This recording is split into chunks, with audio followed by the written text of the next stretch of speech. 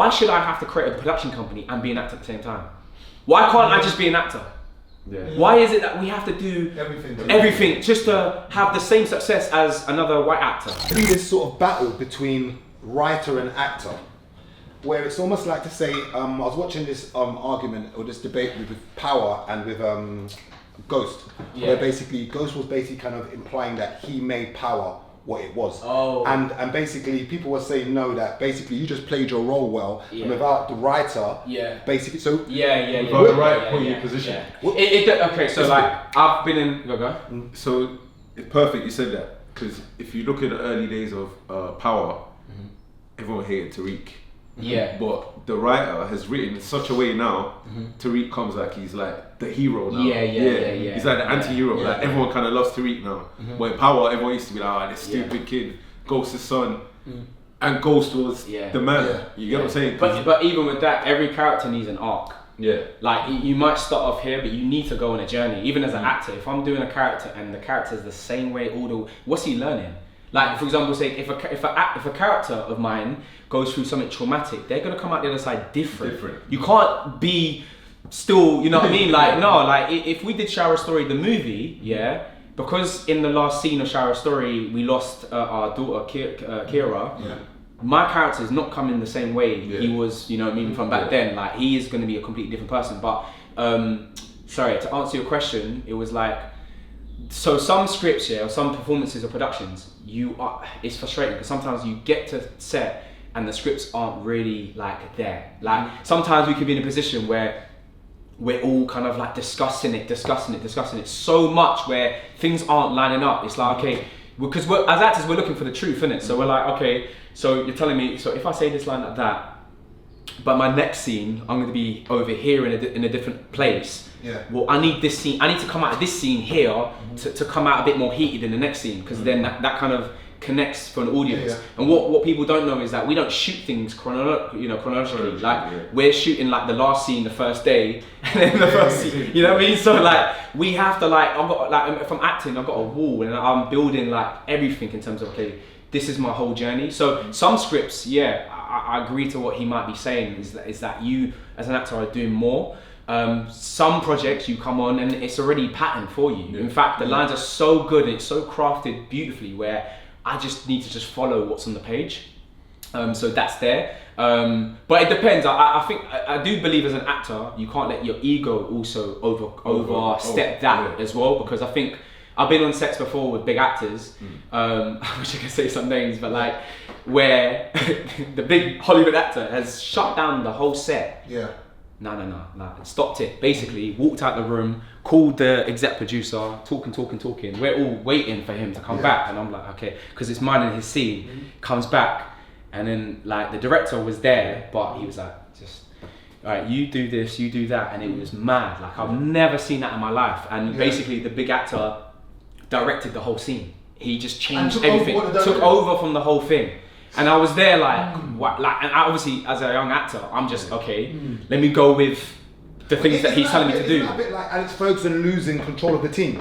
100%. And how do you look at that? Because that means the director's lost it now. Because basically that means, even if he's trying to tell you what to do, you can't tell you what to do. No, he can, because I'm still going to listen, because the truth is, that person there is probably the reason why we're all here in the first place. So how did that scene at the end work out in the... It was actually, the thing is, it was actually better. Like the energy that we brought to it and stuff, and that what he was saying was right.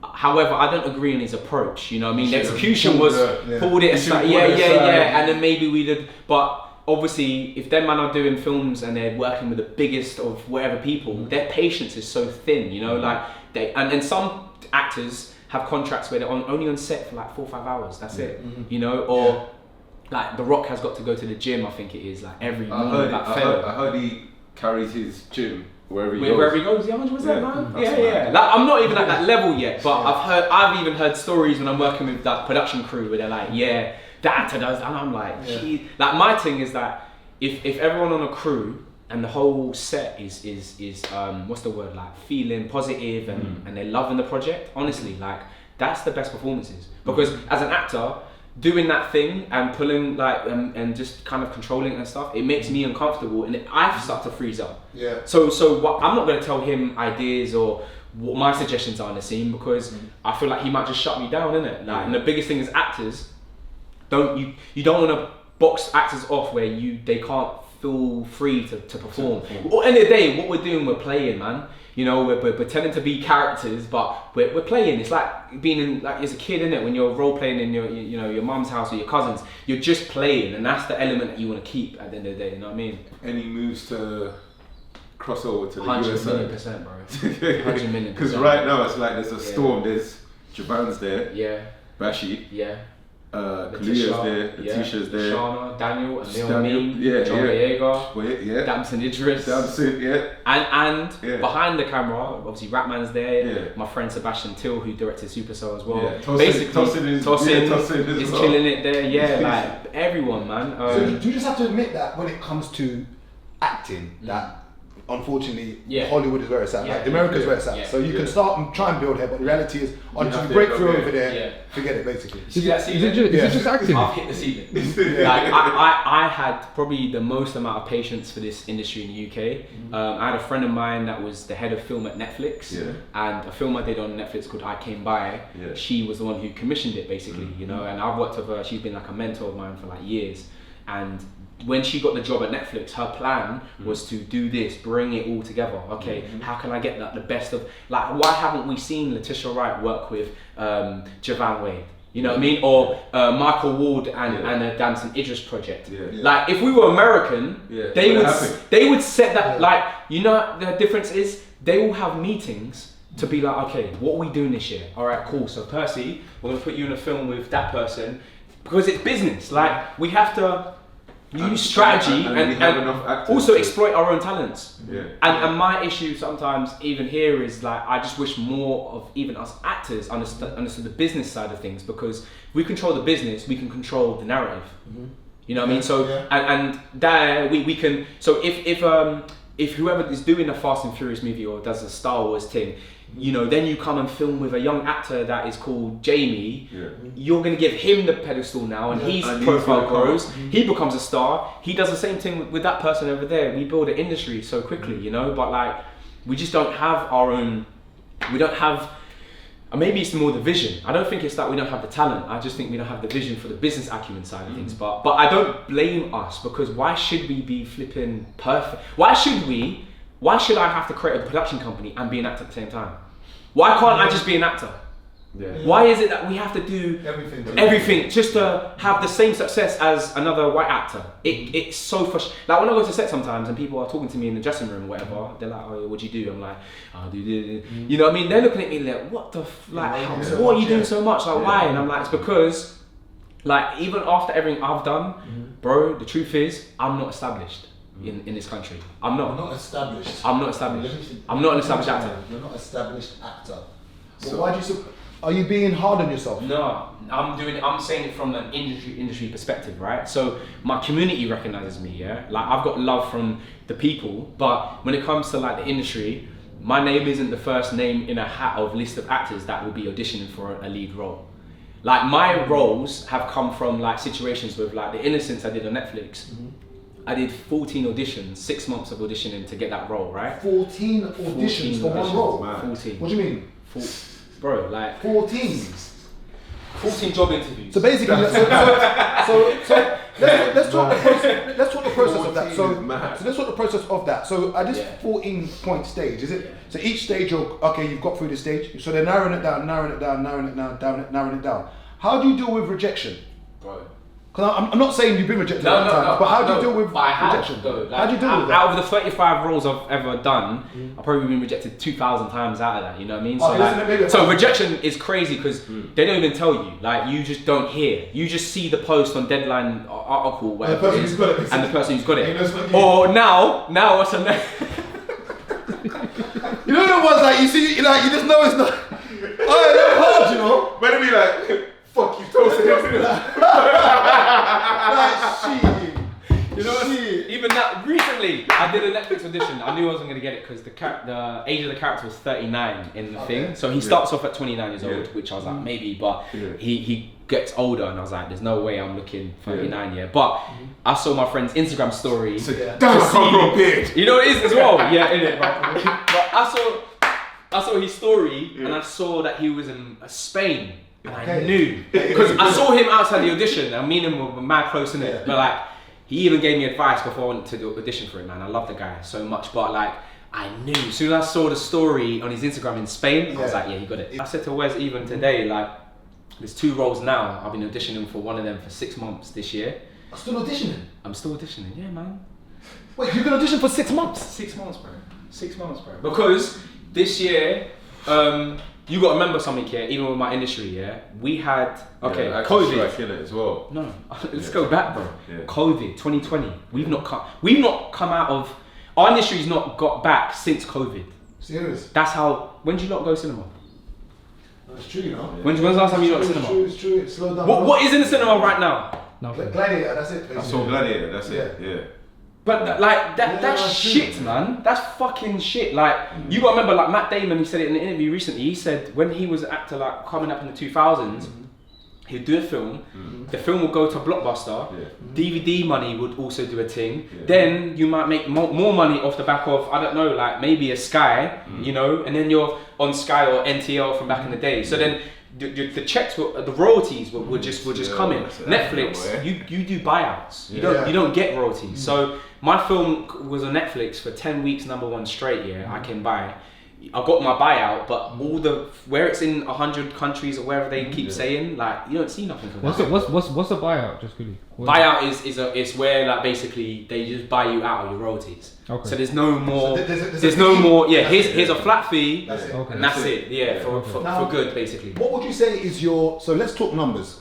Okay, before we round up, let's talk numbers. Yeah. What would you say your highest paying gig was? What was it for? Innocence. For Netflix. Yeah. Now, how long? Now let's talk the auditioning. So how long was you auditioning 14. for? 14. Yeah. No, how long in the weeks or months did it take all that audition? I can't. So it was 20. It was October of 2016. And I got the role in July of 2017. So that was basically about sort of what, 9 months? 9 months. Yeah. And how long was you actually filming for? 9 months. 9 months. So technically that was 18 months. You would say of your life. Okay. I know what you're gonna do. You're gonna break down basically. Yes. Is it how? What was I?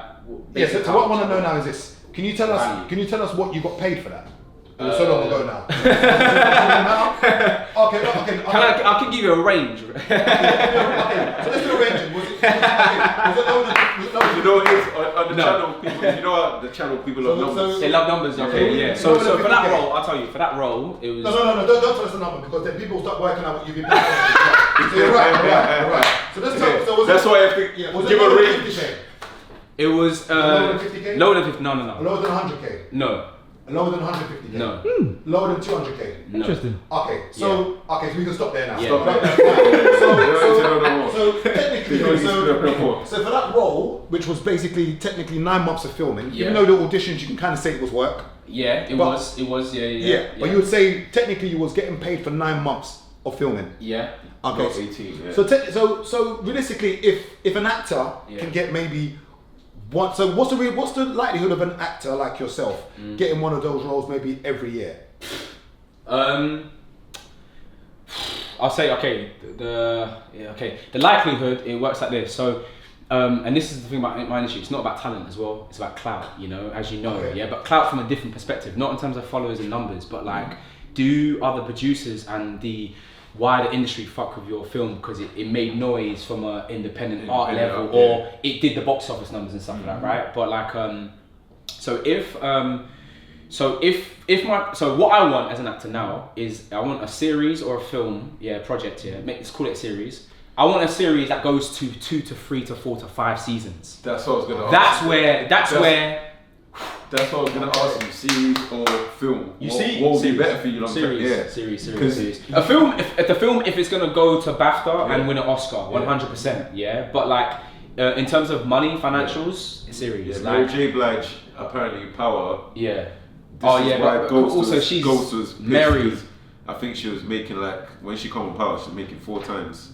Because she's Mary J. Blige. Because she's married. But I'm talking about even a new coming actor, yeah. Say a kid from Croydon, he might even land himself a BBC series, yeah. Let's go to that place. My first show is CBBC Wizard vs Aliens, yeah. I don't mind saying that number, but it was 20k, yeah, for 4 months of filming. 4 months of filming. Yeah, at 18 years old, yeah. How many days a week? 5 days a week. And what? 12 hours.